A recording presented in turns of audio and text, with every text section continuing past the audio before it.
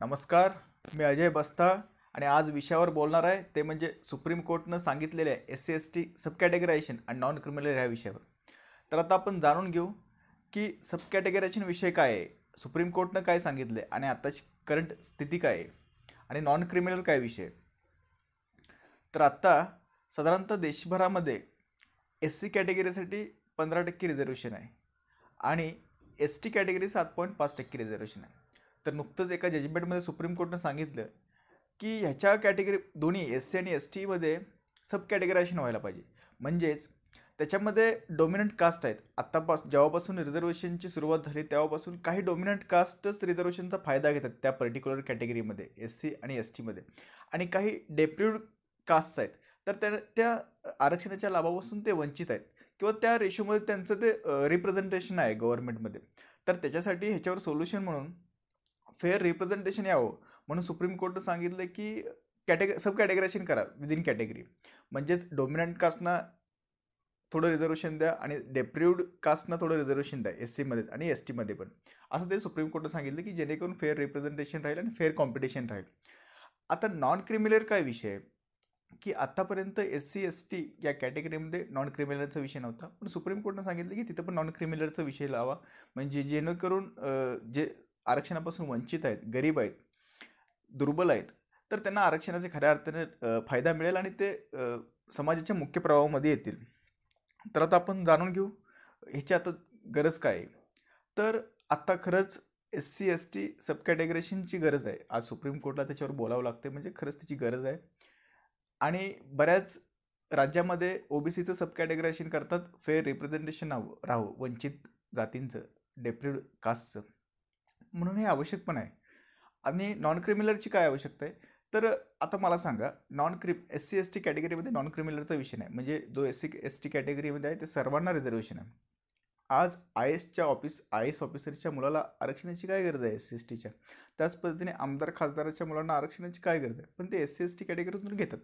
ज्याच्यामुळे बाकीचा गरीब जो दुर्बल लोक आहेत त्यांना आरक्षणाचा फायदा मिळत नाही. स्वाभाविक आहे की एका IASच्या मुलाला तशा पद्धतीने शिक्षण मिळतं, तशा सुविधा मिळतात, तो सहज आरक्षणचा SC ST कोट्यातून तो पण IAS बनतो आणि गरीबाचा मुलगा गरीबच राहतोय. जे डॉक्टर बाबासाहेब आंबेडकरांनी जो विचार केला होता की आरक्षण कशासाठी, की आता SC कॅटेगरीतला किंवा ST कॅटेगरीतला IAS तो समाजाच्या मुख्य प्रवाहामध्ये आला असतो. खरं तर त्याला आरक्षणाची काही गरज नसते. एक आदर्श स्थिती हे सांगते की त्यानं ते आरक्षण सोडलं पाहिजे, जरी कुठली कॉन्स्टिट्युशनल प्रोव्हिजन नसली तरी पण तो आरक्षण सोडत नाही. तो काय करतो, पुन्हा आपल्या मुलांना चांगलं शिक्षण देतो आणि त्याला पण SC ST कॅटेगरीतून IAS अधिकारी बनवतो. म्हणजे हे काही डोमिनंट फॅमिलीज आहेत, डोमिनंट कास्ट आहेत, हेच आरक्षणाचा फायदा घेतात आणि त्याच्यामधील जे डेप्रिव्ड लोक आहेत त्यांना आरक्षणाचा फायदा मिळत नाही, ते वंचितच राहत आहेत. तर ह्याच्यामुळं त्याच्यामध्ये सब कॅटेगरायझेशन करायला पाहिजे आणि नॉन क्रिमिनलचा विषय लावायला पाहिजे, जेणेकरून गरीब, वंचित, दुर्बल घटकाला पण एक फेअर रिप्रेझेंटेशन मिळेल आणि फेअर कॉम्पिटिशन करता येईल. अशा पद्धतीने ह्याची गरज आहे आत्ता. तर आपण जाणून घेऊ की डॉक्टर बाबासाहेब आंबेडकर जर आत्ता असते तर त्यांची भूमिका काय असते. स्वाभाविक आहे की जर आपण हे आरक्षणची जर चर्चा बघितली सुरुवातीपासून, कॉन्स्टिट्यूंट असेंब्लीपासून, तर बाबासाहेबांनी अफर्मेटिव्ह ॲक्शनला, पॉझिटिव्ह डिस्क्रिमिनेशनला जोरदार समर्थन दिलं होतं की समाजामध्ये पॉझिटिव्ह डिस्क्रिमिनेशन असलं पाहिजे, अफर्मेटिव्ह ॲक्शन असलं पाहिजे. त्यावेळेस जेव्हा आरक्षण नव्हतं त्यावेळेस बाबासाहेबांनी सांगितलं की एक वंचित वर्ग आहे समाजामधला SC ST.